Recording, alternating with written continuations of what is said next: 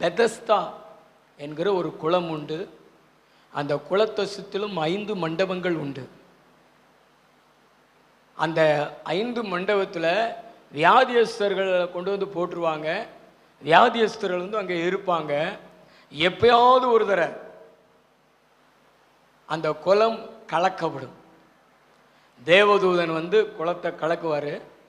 அப்படி கலக்கும்போது யார் முதல்ல இறங்குறாங்களோ, அப்படியெல்லாம் உங்களுக்கு போட்டி வச்சோம்னா நீங்கள் எந்த காலம் முன்னே சுகம் பெற்றுக்கிறவே மாட்டீங்க. ஆராதனைக்கு இந்த ஞாயிற்றுக்கிழமை முதல்ல யார் வராங்களோ அவங்களுக்கு தான் ஃபஸ்ட்டு சுகம் அப்படின்னு சொன்னால் எத்தனை பேர் வருவீங்க? அதில் கூட கையை உயர்த்த மாட்டேங்கிறீங்க. ஆனால் முதல்ல வர்றவங்களுக்கு கண்டிப்பாக ஏதோ ஒன்று தேவன் தருவார். ஃபஸ்ட்டு தான் பெஸ்ட்டு. பக்கத்துல பார்த்து சொல்லுங்களேன், ஃபஸ்ட்டு தான் பெஸ்ட்டு, நெக்ஸ்ட்டு ஒஸ்ட்டு, ஃபஸ்ட்டு தான் பெஸ்ட்டு. நீங்கள் ஆண்டவருக்குரிய காரியத்தில் நீங்கள் முதன்மையாக இருந்தீங்கன்னா நீங்கள் தாங்க பெஸ்ட்டு. நீங்கள் என்றைக்குமே பெஸ்ட்டாக தான் இருப்பீங்க. உங்களுடையவர்களும் பெஸ்ட்டாக இருக்கும். நல்ல 2 கைகளை தட்டி ஆண்டவருக்கு நன்றி சொல்லுங்க. ஏன்னா நீங்கள் நோயோடு இருக்க மாட்டீங்க. நீங்கள் சுகமாயிருவீங்க. ஏன்னா இந்த குளம் கலக்கப்படும் பொழுது முதல்ல யார் இறங்குறாங்களோ அவங்களுக்கு தான் சுகம். அப்படி என்றால் பெஸ்டா இருக்கிறவன் அவன் நல்லாவே இருப்பான். அவனுடைய காரியங்கள்லாம் நல்லாவே இருக்கும். நீங்களும் இந்த வாரத்தில் இருந்து முதல்ல போவேன், முதல் ஆளா இருப்பேன் அப்படி சொல்லிட்டு நீங்க முன்னாடி எடுத்து வைங்களேன்.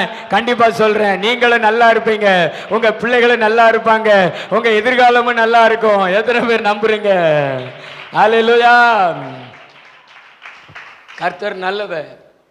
முதல்ல இறங்குறவனுக்கு சுகம். இவன் கண் பார்க்க எத்தனையோ பேர் இறங்கி சுகம் பெற்றுட்டு போயிடுறாங்க. ஆனால் இவனால் முடியலை. இவன் மூவ் பண்ணி பார்க்குறான். இவன் போகிறதுக்குள்ள இன்னொருத்த இறங்கிடுறான். ஏமாற்றம், தோல்வி, விரக்தி. ஆனால் எருசலேமில் பண்டிகை ஒன்று வருகிறது. இயேசு கிறிஸ்து எருசலேமுக்கு வருகிறார். அவர் வரும்பொழுது அந்த பெதஸ்தா குளத்துக்கு போகிறார். ஒரு ரகசியத்தை நான் உங்களுக்கு சொல்கிறேன். மற்றவருடைய வாழ்க்கையெல்லாம் முன்னேற்றத்தில் போகிறது.